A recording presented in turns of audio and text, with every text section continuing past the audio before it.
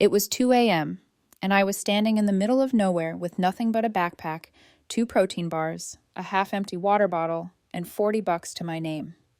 My phone was about to die.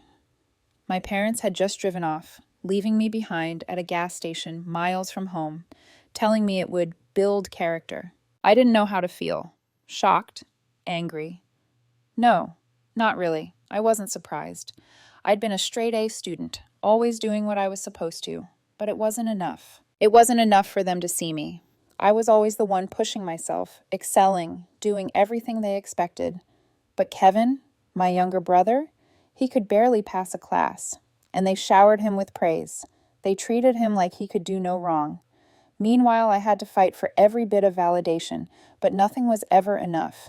I was the perfect child, but that wasn't what they wanted. They said this would make me stand out, that a real life challenge would make my college application memorable, that I needed something to write about, something real. They never even asked how I felt. And the worst part? Kevin didn't even blink when they left. He didn't care. He was too busy looking forward to the next video game, too caught up in his own world to care about mine. So there I was, alone, in the cold night, just me and the road. My parents were gone. They had made their decision. And I was left to figure out the rest of my life, all while they drove off without a second thought. I didn't know how my life would change from this moment, but I knew one thing: I couldn't go back. I've always been the smart one in the family. Not by choice, really. It was just expected. My name is Emma, I'm 17, and I've been the model daughter for as long as I can remember. Top of my class since middle school, I pushed myself through advanced placement classes, math Olympiads, you name it. But no matter how well I did, it never seemed to be enough. I've always been different from my brother Kevin. He's 15 and he's never had to work for anything.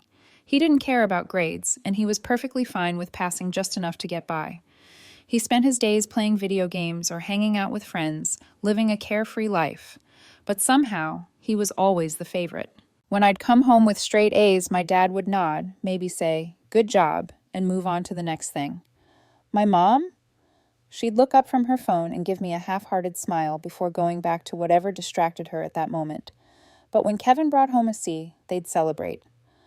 "Good job, buddy," they'd say, taking him out for ice cream, buying him a new video game, or a new pair of shoes. It didn't matter that I'd just crushed another math competition. He'd get a pat on the back for barely passing his tests. I started to feel like the house was a stage, and I was always playing the part of the perfect child. Everything I did was to keep up appearances. But Kevin? He could mess up all he wanted and get away with it. They'd always make excuses for him, saying he was trying his best, while I could never make the same mistakes. And the expectations on me? They were suffocating. When I got a 1,520 on my SATs, Dad's first words weren't, "Good job." He asked why I hadn't gotten a perfect score. When I won the regional math competition, Mom didn't ask if I made any friends. She asked how many other awards I'd won. It wasn't about me. It was about what I could do for them.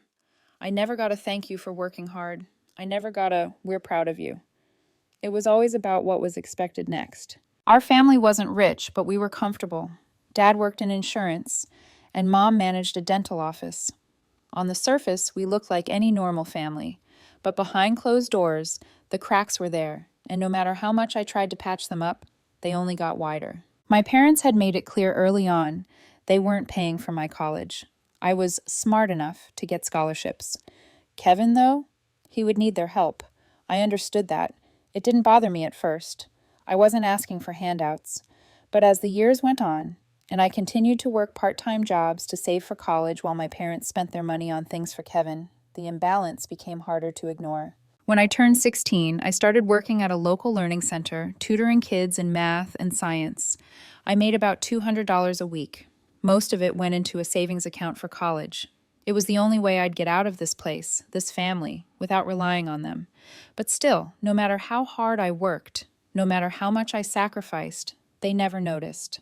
I wasn't a priority. I was just another asset to their perfect family. So, when Dad came home 6 weeks ago and announced we were taking a family trip, I figured it might be a good thing. It had been 3 years since we'd taken a vacation together.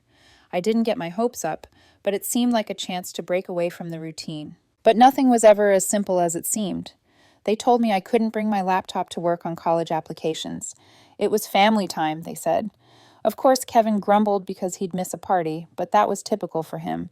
It was always about what he wanted. On that Friday morning, we left early. Dad was driving, Mom sat in the passenger seat, and Kevin and I were crammed into the back of the car. I had no idea where we were going. Dad took an exit I didn't recognize, and I asked him where we were headed. He just shrugged and said, "A detour." We drove for over 2 hours before pulling into a gas station in the middle of nowhere. There was nothing around, just trees, highway, and a few scattered cars. I had no idea what was going on. I thought maybe it was some sort of pit stop, but then Dad turned off the engine, and I felt the weight of something unspoken in the air. I looked at my parents, confused. That's when they told me. They said they were going to the cabin without me. They said this would be an experience I could write about for my college application. It would build character, they said. They handed me a backpack with 2 protein bars, a water bottle, and $40 in cash. I couldn't believe it. "Figure out how to get home," Dad said, his voice emotionless. Mom just smiled like it was all some kind of joke. But it wasn't funny. I stood there, frozen, watching them drive off. Kevin didn't even look back. He was too busy with his own life to care about mine. And that was it. I was abandoned. Left behind with nothing but my phone, my backpack, and a growing sense of disbelief. The drive back home felt like an eternity. The entire trip back from that gas station was one of the longest of my life. My mind was racing. How could they do this? How could they leave me there, stranded, with nothing but a few dollars in a backpack? I tried to reason with myself. Maybe it was some sort of twisted lesson. But deep down, I knew it was more than that. It was their way of showing me that I wasn't as important as Kevin, that I wasn't a priority. When I finally got home that night, after hours of walking, a bus ride, and more confusion than I ever thought I'd have to endure, everything was just normal. The house was the same. Kevin was on the couch, scrolling through his phone, and Mom was in the kitchen, just as she always was. They acted like nothing had happened. I walked in, tired, aching, and honestly, a little numb. I dropped my bag by the door and stood there for a moment, just staring at them, trying to make sense of what had just transpired. Kevin barely looked up at me. He gave me a quick glance, then returned to his game. No concern, no questions, just his usual indifference. Mom didn't even acknowledge me right away. She just asked, "Are you hungry?" That was the point I knew something had changed. The gas station, the walk to Fairmont, the night spent cold and alone, and the long bus ride back home, they had all been meaningless to them. It was like I never left, like it never happened, like I was just supposed to go back to the same role I always played, the perfect daughter, the one who never needed anything, the one who never made waves. But that was the thing. I had made waves. I had written about it. I had exposed them. And now they were treating it like nothing had changed, as if they could just pretend like I hadn't walked miles in the cold, like they hadn't left me behind for a life lesson, like I wasn't in the middle of processing the hurt and humiliation that they had caused. I didn't even talk to them much that night. I went upstairs to my room, my mind a blur of emotions. Kevin had already put his dirty clothes on my bed, something he did frequently, with no regard for boundaries.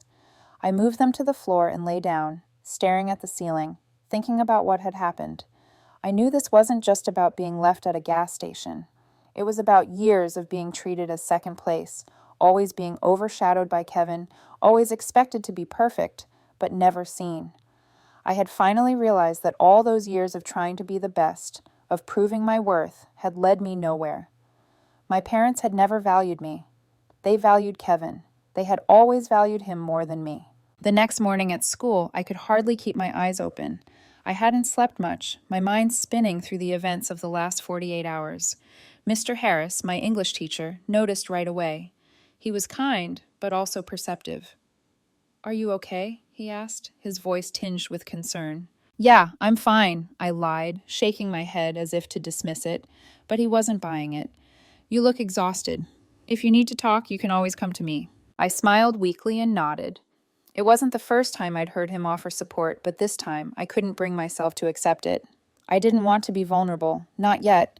I wasn't ready to open up to someone about what had happened, especially not to a teacher. But deep down, I knew I couldn't carry this burden alone for much longer. When we started the college essay unit, everything hit me harder. The assignment felt like a cruel joke. How could I possibly write about overcoming adversity when the biggest adversity I'd ever faced was being abandoned by my parents? I had been dealing with it for years, being the good daughter, the one who could never fail, the one they ignored. Now I had a story, but it wasn't one I wanted to tell. After class, I approached Mr. Harris's desk. I felt a lump form in my throat as I spoke. "I need to tell you something," I said, my voice barely a whisper. He looked at me, concern etched on his face. What happened? And that's when I told him. I told him everything. I told him about the gas station, about how my parents had abandoned me, about how they acted like it was nothing, like I was nothing. His expression changed from confusion to concern, and then to anger as I explained how I'd been treated for years. "Are you making this up?" he asked, though I could see he didn't think I was. "No," I said, shaking my head. "It's all true." He sat back, stunned. "Is there anyone else you've told?" "No," I replied quietly. "I don't know who would believe me." "You need to write this down. Not for college, but for you," he said. "Sometimes writing things down helps us make sense of them." I nodded, even though I didn't know how. I didn't know how to make sense of it. But I wrote the essay that night. I wrote about the gas station, the emptiness, the cold. I wrote about my parents' indifference. I wrote about Kevin's lack of care. And then I did something I never thought I'd do. I entered it into a writing contest. The next morning, my world exploded. The essay was published on a Wednesday morning. I didn't expect much. It was just a local contest, a small win for me. A bit of recognition, but nothing I thought would change my life. I was wrong. By Thursday morning, my phone wouldn't stop buzzing. It was a strange, steady stream of notifications, some from numbers I didn't recognize, others from friends who had somehow seen the article. I sat in my English class, staring at my screen, my heart sinking as I read the messages. Is this true? Is this about your parents? What's going on? I didn't know how to respond. How could I explain this? How could I tell anyone that my parents had abandoned me at a gas station just to teach me a lesson? How could I explain that this was my life, my reality, and now everyone in the town knew it? By the time school started, I was already feeling the weight of what I had done. People were whispering, looking at me in a way that I had never felt before.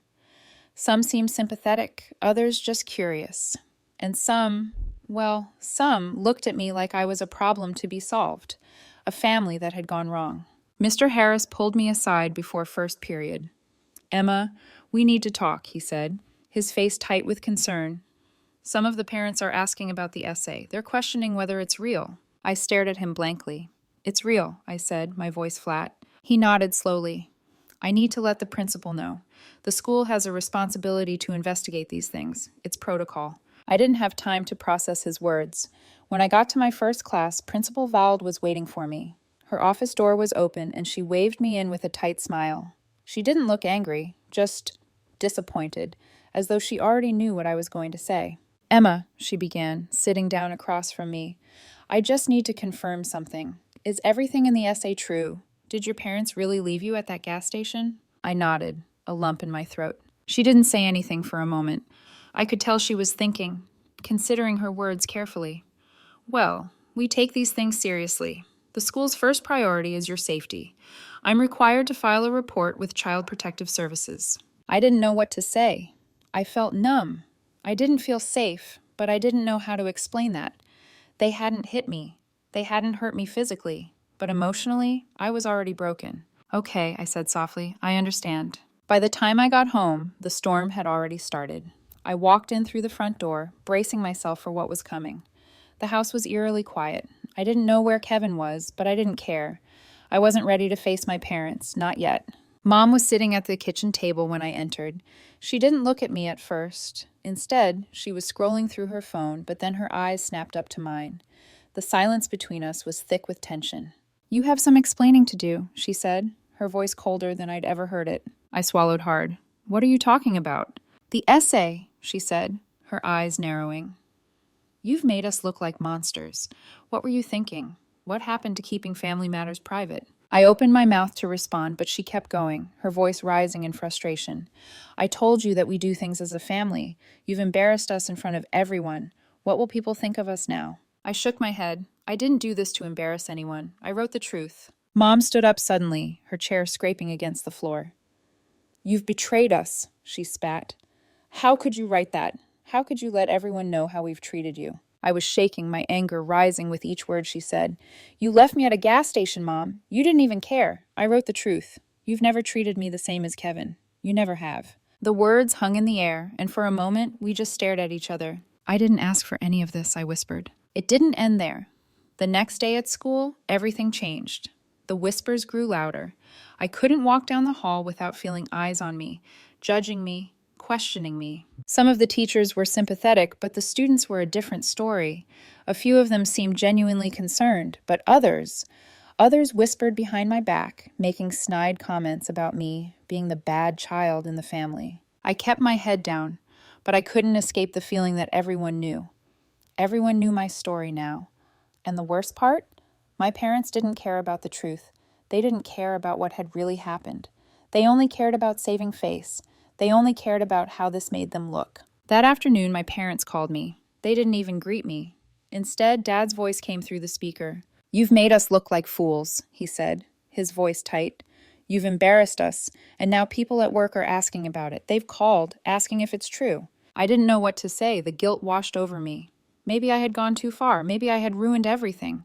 But then I remembered standing behind that gas station, the cold seeping through my clothes, the humiliation, the betrayal.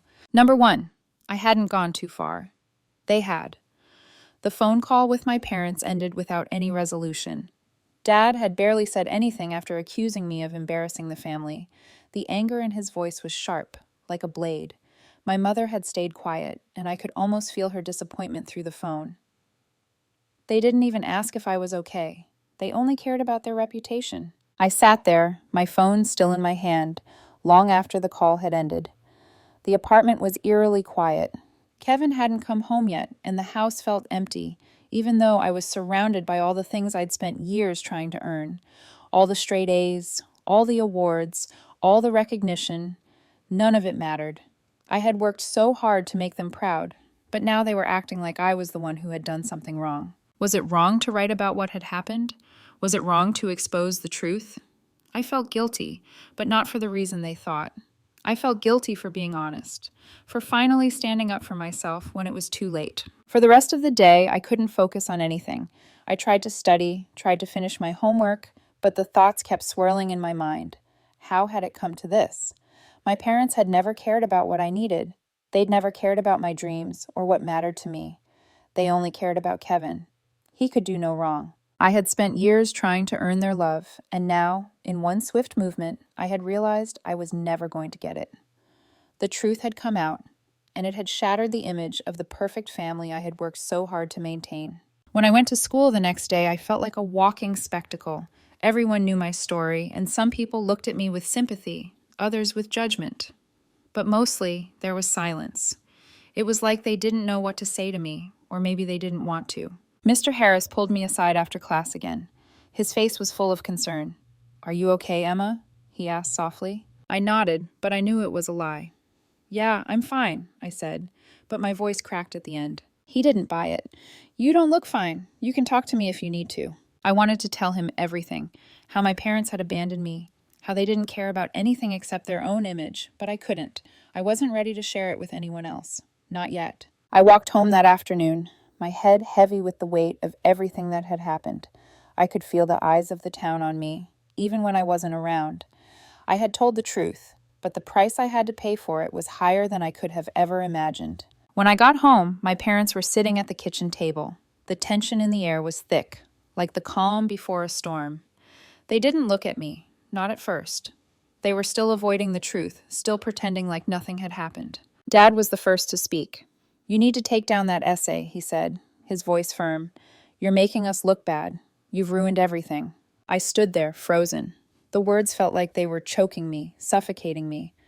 I'm not taking it down, I said quietly, finally finding my voice. I'm not lying.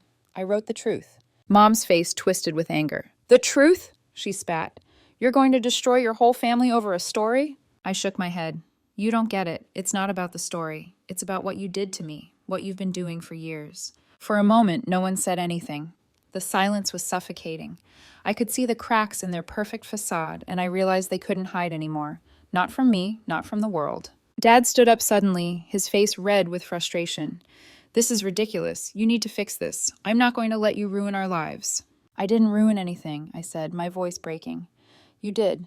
You made me feel like I didn't matter. You left me behind. You abandoned me. Mom's eyes softened for a brief moment, but she quickly masked it with a look of frustration. You don't understand. We did this for you. We wanted you to have a story to tell. I felt the tears well up in my eyes, but I refused to let them fall. I was done. I was done trying to please them. Done pretending like everything was fine. You wanted me to have a story? Well, here it is. You drove me to write it. You drove me to show the world who you really are. They didn't respond. They didn't apologize.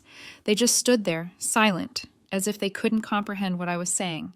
And I realized then that they never would. I turned and walked upstairs, my heart pounding in my chest. I had finally said what I needed to say. It wasn't easy, and it didn't change anything, but it was out there.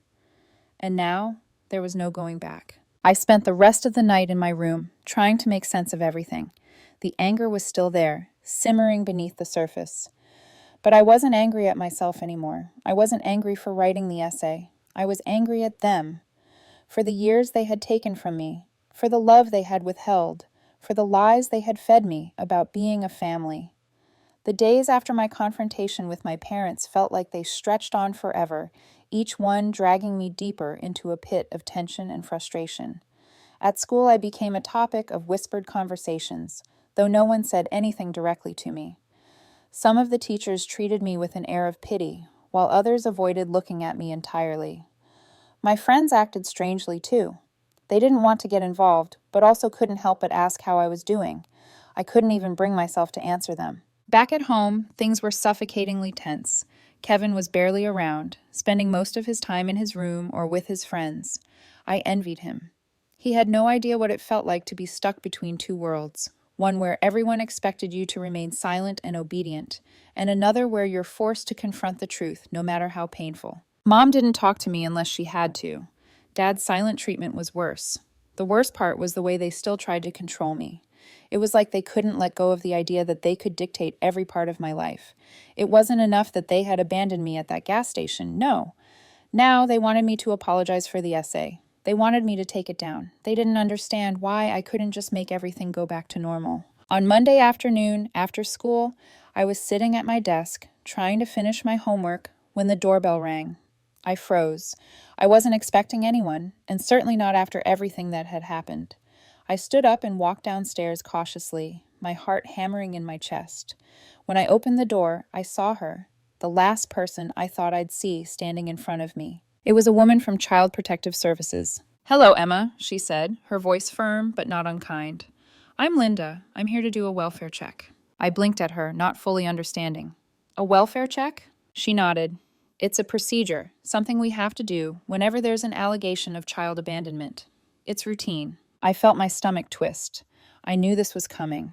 I had read about it, heard about it in movies and TV shows, but I never thought it would actually happen to me. Okay, I said, stepping aside to let her in. Linda looked around the house as if she was taking in every detail. I could feel her eyes on me, her scrutiny weighing heavy.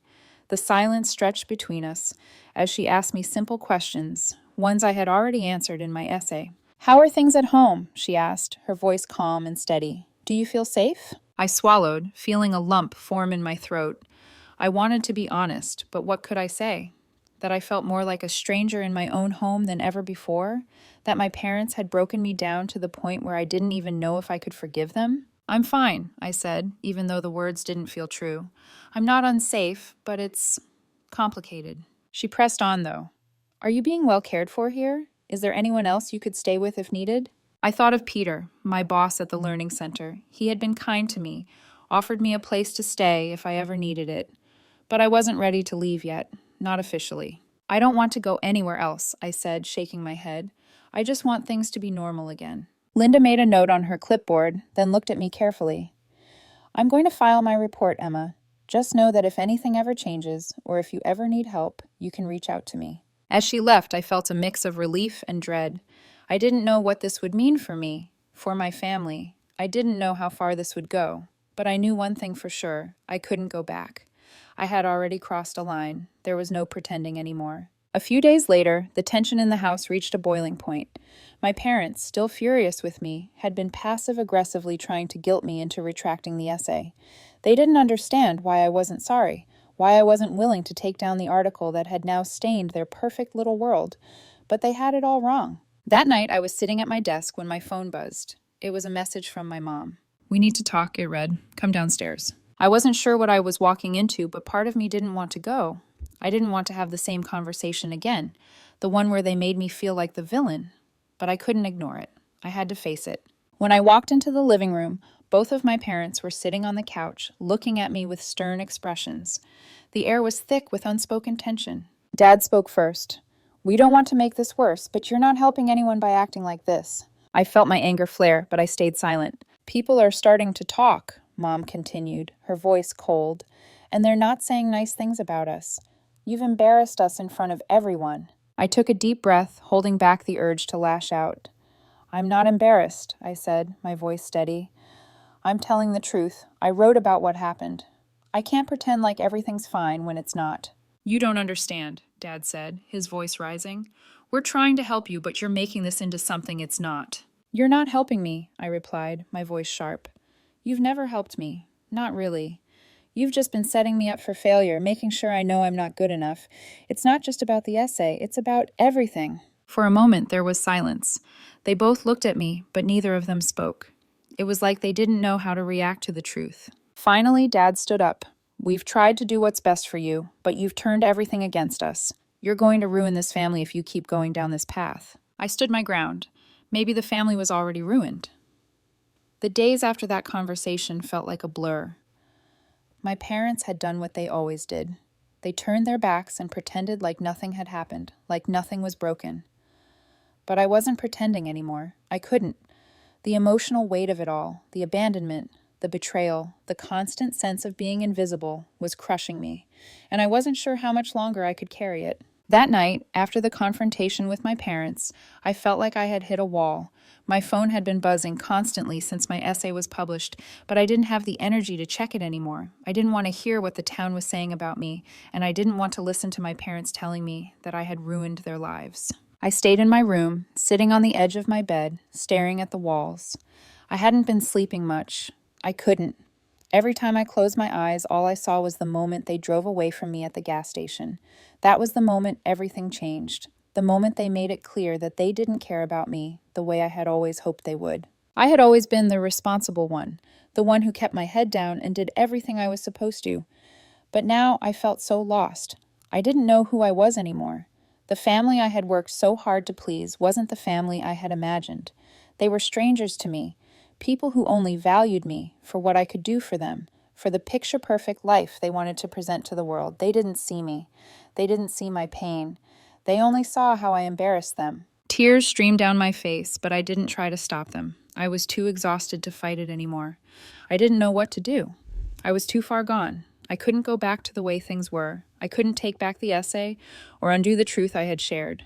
But the fallout, the emotional wreckage that followed, that was something I wasn't prepared for. I thought of my conversation with Mr. Harris. He had been so kind, offering me support, but I hadn't been able to accept it fully. I didn't want to lean on anyone. I didn't want to seem weak. But deep down, I knew I needed help. I was drowning, and I didn't know how to breathe. That night, I did the one thing I hadn't been able to do before. I reached out. I called Peter, my boss at the Learning Center, the one person who had shown me kindness without asking for anything in return. When he answered, I was surprised to hear his voice so calm. He didn't ask me what was wrong right away. He just let me talk, listening as I poured out everything, the betrayal, the rejection, the hurt, the loneliness.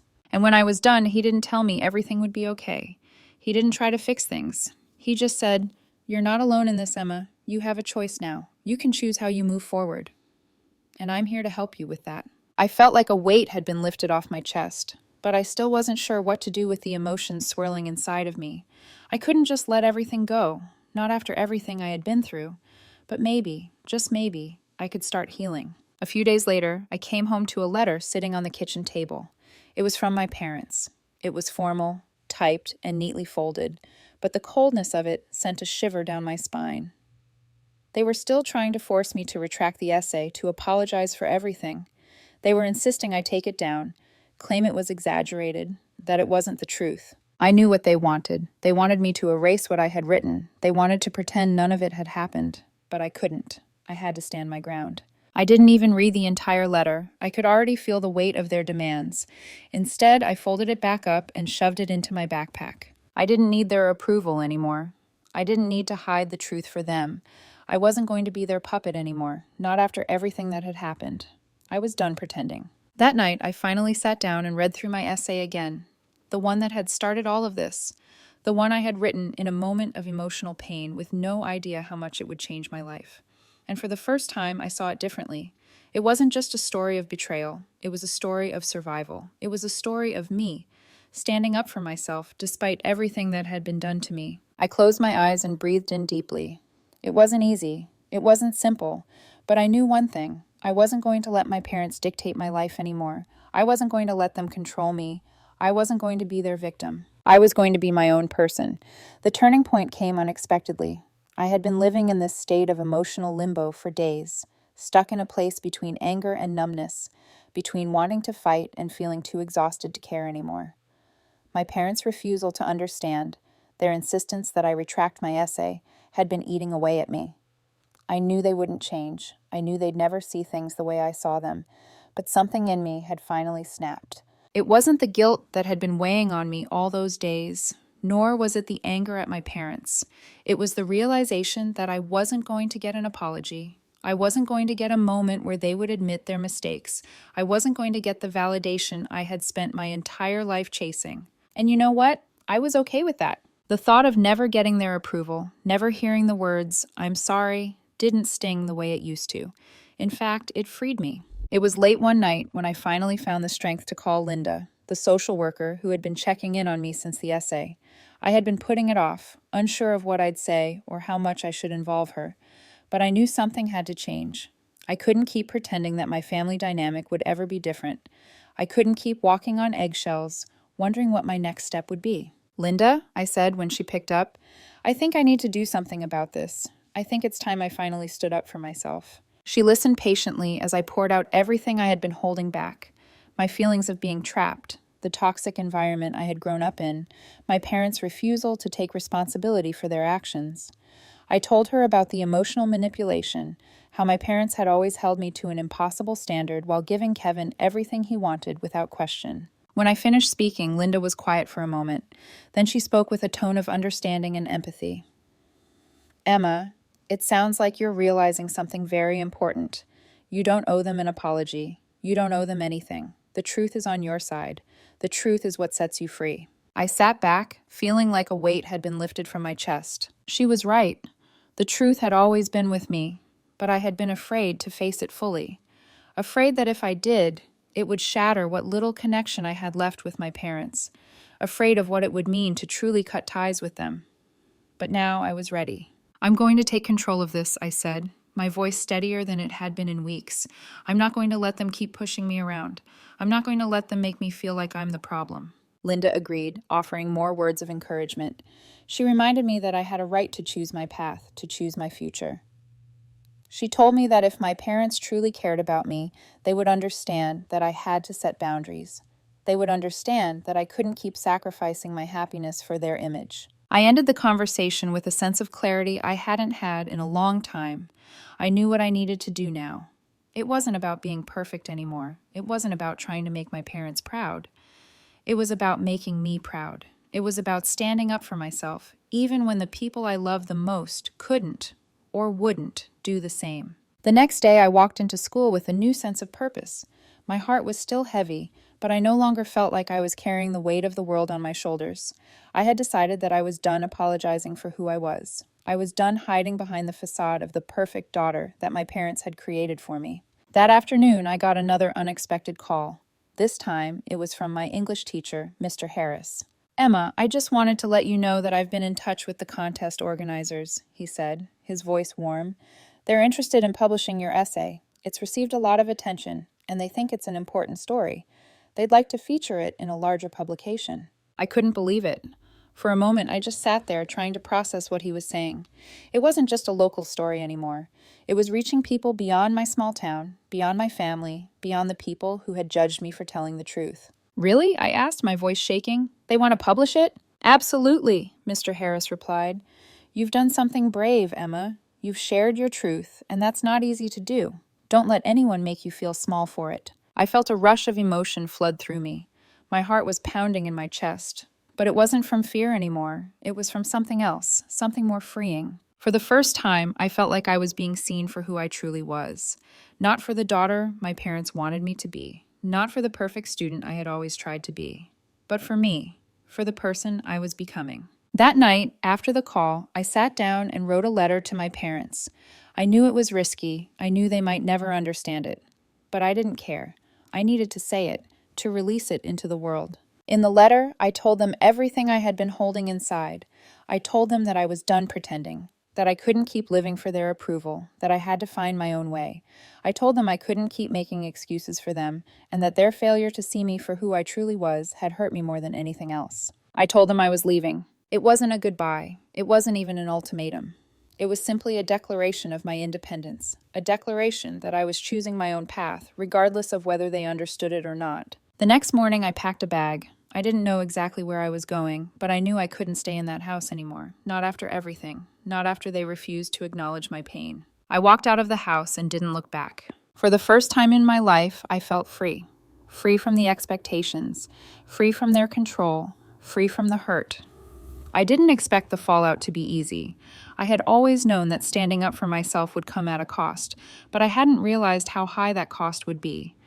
The first few days after I left were a mix of relief and quiet tension. My parents didn't call.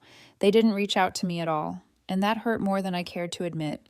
I had expected them to beg me to come back, to apologize, to try and fix everything, but instead they just let me go.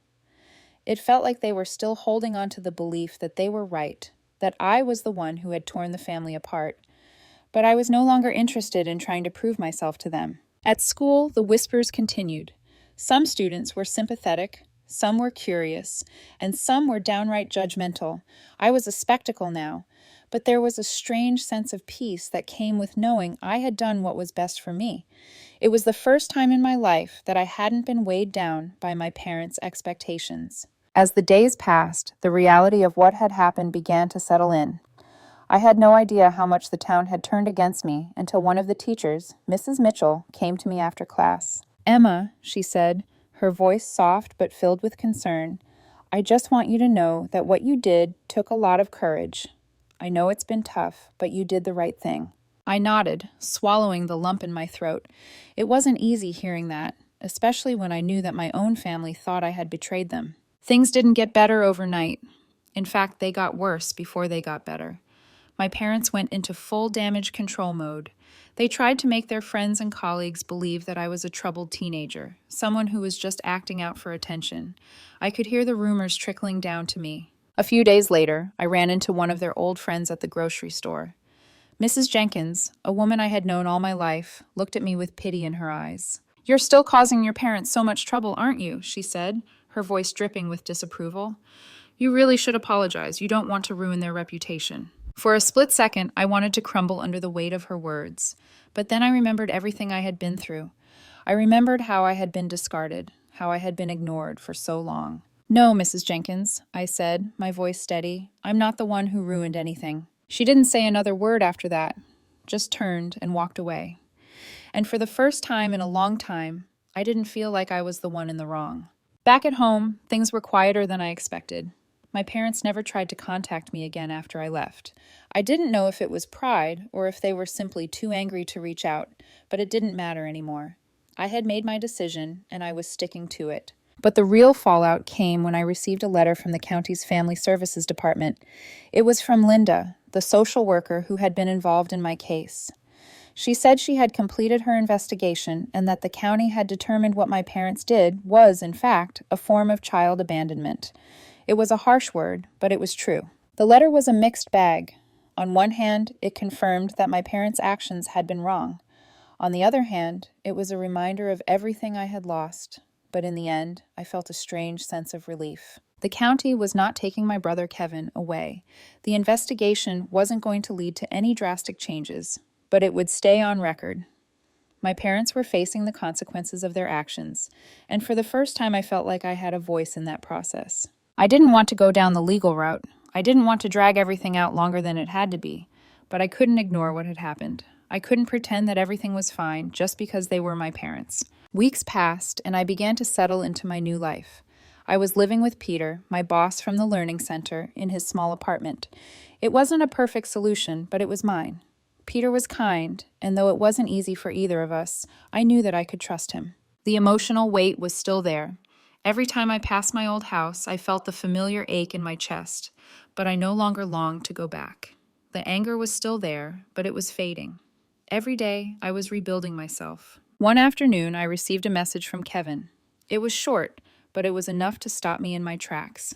Mom and Dad want me to come home. They said they can't do this without me. They said you destroyed the family. I didn't know what to say. Part of me wanted to respond, to explain how everything had played out, but I knew he wouldn't understand. He hadn't been the one left behind at a gas station. He hadn't been the one forced to figure out how to survive on his own. I took a deep breath and responded simply, "You don't have to be part of their games, Kevin. I'm sorry it's been hard, but you don't owe them anything." The response was slow in coming, but it didn't surprise me when it came. "I don't get you, Emma. You've made everything worse. I wish I could just forget all of this." I stared at the message for a long time, my heart heavy. I didn't know if Kevin would ever see things from my perspective. I didn't know if we'd ever be close again, but for the first time, I didn't feel like I was responsible for fixing everything.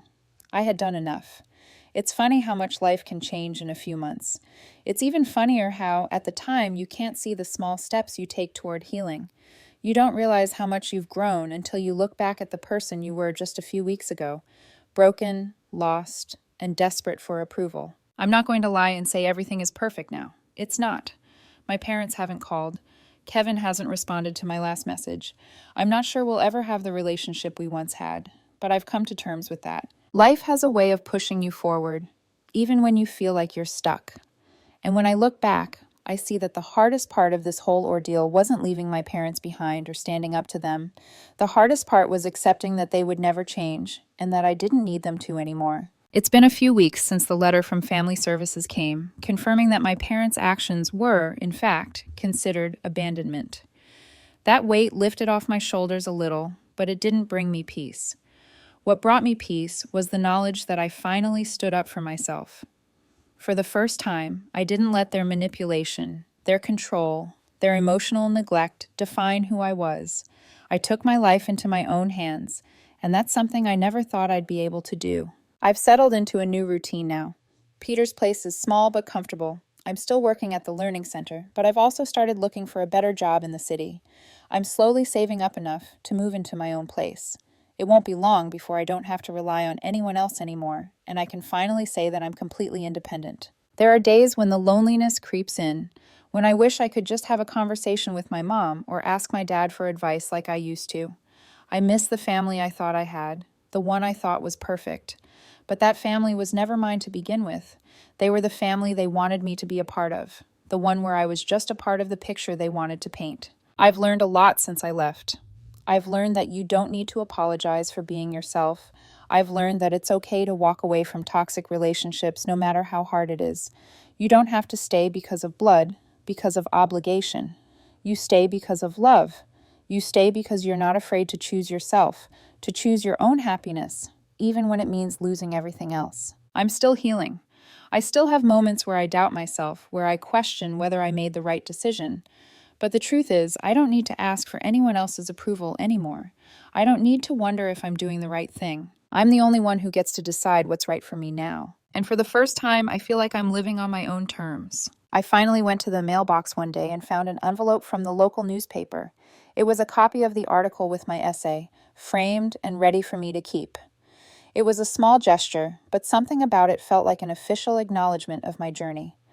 A reminder that my voice had been heard, that I had been seen. I set the frame on my desk, beside my laptop, and stared at it for a while. The headline read, "A Daughter's Truth, Finding Strength After Abandonment." Maybe one day I'd share it with someone else. Maybe one day I'd be able to look back and see how far I'd come. But for now, I'm just taking things one step at a time, learning to forgive myself and accept the fact that my life is in my hands for the first time.